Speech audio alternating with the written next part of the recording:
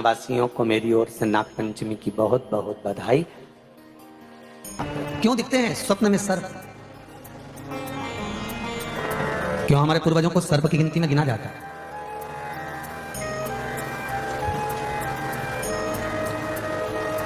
क्यों सर्प को मारने वाले को मनुष्य देह प्राप्त होने में हजारों वर्ष तक करना पड़ता है, तब जाकर कहते 84 लाख योनियां मनुष्य को मिली है, पर मानव की देह आखिरी है, पर वो आखिरी देह तक पहुंच ही नहीं पाता, फिर जन्म लेना पड़ता है, फिर किसी योनि में, फिर किसी योनि में, फिर किसी योनि में पढ़ना पड़ता है, बारंबार पढ़ना पड़ता है, बारंबार जन्म लेना पड़ता है, बारंबार जाना पड़ता है। तो कितनी जन्म कितनी मृत्यु, फिर जन्म फिर मरण, फिर जन्म फिर मरण।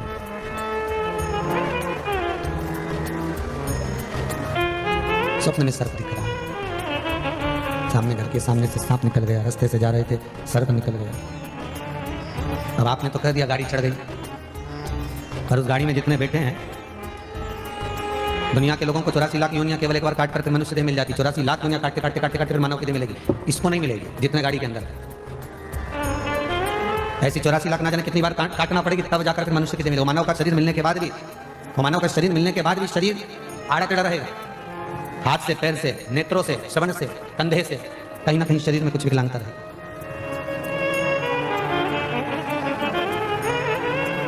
छोड़वा दिया, ले जाओ इसको, पकड़ कर ले जाओ, इसको कहीं दूर छोड़ देना, मारना नहीं हो,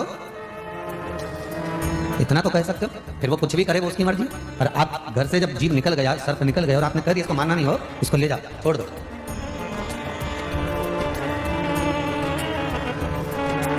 अदालत में जब कोई केस चलता है ना, तो उसमें दोष यही आता है, आपने किसी को अगर उत्साहित कर दिया, हाँ हाँ तू तो ऐसा कर ले, तो जिसने करा उसके साथ इसी को पकड़ा जाएगा जिसने बाबा ही करी, हाँ हाँ कर ले। किसी ने किसी को प्रेशर दे दिया, उसने कुछ कर लिया, तो उसी को पकड़ा जाएगा जिसने प्रेशर दिया। मरने वाला तो मर गया, करने वाला तो कर गया, पर इसको उत्साहित किसने करा? किसी ने कोई बेकार कर्म करने जा रहा है, उसको रोक भी दिया, तो उसका भी एक सुख है। अदालत ने हाँ ठीक है, इसने कुछ ज्ञान की बात कही, इसको ठीक है, इसको छोड़ा गया। पर सामने भवन में, घर में, परिवार में, कहीं खेत खलिहान में कहीं दिख भी गया सर, और आपने कह दिया ले जाओ इसको मार दो, नहीं नहीं नहीं, इसको ले जाओ पकड़ कर, मारना नहीं हो, बस इतना तो कह सकते कि इसको मृत्यु ना दीजिए।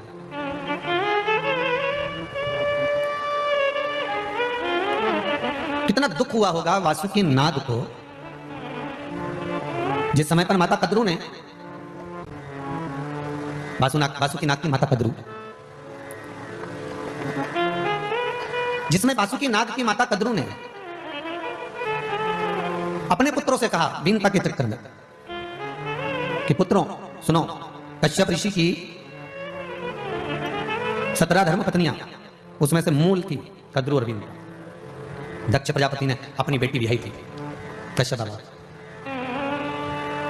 देखिएगा जरा, एक सर्प के भाव को देखिए, क्यों भगवान शंकर ने इसको गले में धारण कर कर रखा वासुकी नाग को? क्या कोई दूसरा नाग नहीं मिल सकता था?